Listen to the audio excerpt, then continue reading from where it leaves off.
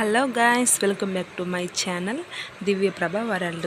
ఈరోజు ఒక మంచి ఇంట్రెస్టింగ్ వీడియోతో మీ ముందుకు వచ్చాను ఫ్రెండ్స్. అదేమిటంటే, ఈ వీడియో వెళ్ళే ముందు నా ఛానల్ని సపోర్ట్ చేయండి ఫ్రెండ్స్. ఎందుకంటే ఈ చిన్న ఛానల్ని సపోర్ట్ చేస్తే నాలాంటి వాళ్ళకి, ఎంతోమందికి నాలాంటి ఛానల్స్ వాళ్ళు సక్సెస్ అవుతారు. లైక్ చేసి షేర్ చేయండి ఫ్రెండ్స్. కర్ణాటకలోని దేవదుర్గుల బంగారం, రాగి గనుల అన్వేషణ కోసం నిర్వహించిన వేలంపాటలో పాల్గొన్న సింగరేణి L1 బిడ్డర్గా నిలిచింది. ఈ విజయంతో కీలక ఖనిజ రంగంలోని సింగరేణి శుభారంభం చేసింది.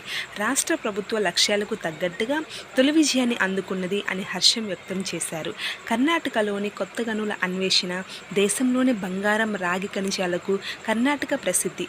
ముఖ్యంగా దేశంలోని బంగారు ఉత్పత్తులు రాయచూరు జిల్లాలోని హుట్టి గోల్డ్ మైన్స్ వాటా ఏకంగా 80% ఉన్నది. ఇప్పటి వరకు ఈ గని ద్వారా ఏటా సుమారు 1.8 టన్నుల బంగారం ఉత్పత్తి చేస్తుంది.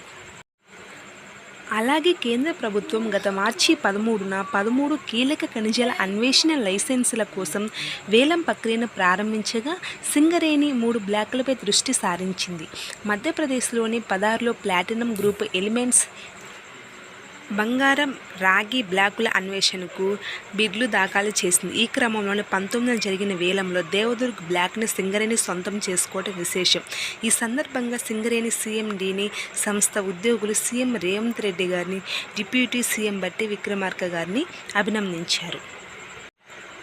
ఉద్యోగులను సీఎం రేవంత్ రెడ్డి గారు, డిప్యూటీ సీఎం బట్టి విక్రమార్క అభినందించారు.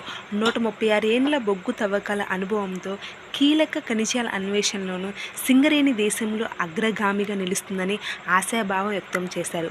రాబోయే రోజుల్లో సింగరేణి అంతర్జాతీయ సంస్థగా ఎదిగే సామర్థ్యం ఉందని, ఈ స్ఫూర్తితో ముందుకు సాగాలని పిలుపునిచ్చారు.